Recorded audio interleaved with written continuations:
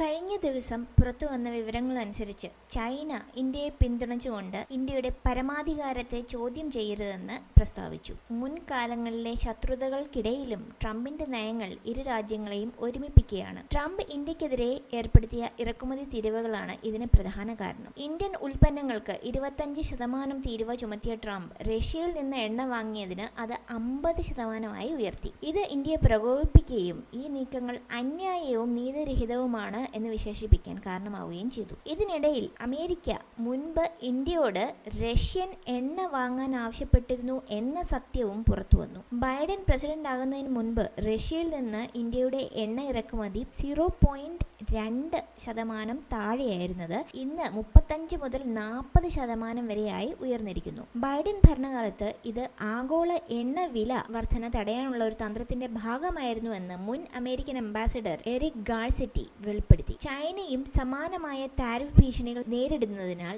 ട്രംപിന്റെ സാമ്പത്തിക വെല്ലുവിളികളെ നേരിടാൻ ഇരു രാജ്യങ്ങളും ഒരുമിച്ച് നീങ്ങാൻ തുടങ്ങി. എന്നാൽ 2020 ഗാൽവാൻ സംഘർഷവും ചൈനയുടെ പാകിസ്ഥാൻ പിന്തുണയും കാരണം ഈ ബന്ധത്തിൽ ഇപ്പോഴും ആഴത്തിലുള്ള വിശ്വാസക്കുറവ് നിലനിൽക്കുന്നുണ്ട്. ഇത് യഥാർത്ഥ സൗഹൃദത്തെക്കാൾ സാമ്പത്തിക താൽപര്യങ്ങൾ മുൻനിർത്തിയുള്ള ഒരു സഹകരണമാണ്. ട്രംപ് പാകിസ്ഥാനോട് കാണിക്കുന്ന അടുപ്പം ഇന്ത്യയെ ചൊടിപ്പിച്ചതും ചൈനയ്ക്ക് ഇന്ത്യയുടെ വിപണി ആവശ്യമുള്ളതും ഈ സഹകരണത്തിന് കാരണമായിട്ടുണ്ട്. ഇതിന്റെ ഭാഗമായി ഇന്ത്യയും ചൈനയും വിമാന സർവീസുകൾ പുനരാരംഭിക്കുകയും അതിർത്തി പ്രശ്നങ്ങൾ പരിഹരിക്കാൻ പുതിയ കരാറിൽ ഒപ്പിടുകയും ചെയ്തു. ഈ സാഹചര്യത്തിൽ ട്രംപിന്റെ പ്രകോപനം റഷ്യ, ഇന്ത്യ, ചൈന (RIC) കൂട്ടായ്മയുടെ ഒരു പുതിയ തുടക്കത്തിന് വഴിയൊരുക്കിയിരിക്കുകയാണ്.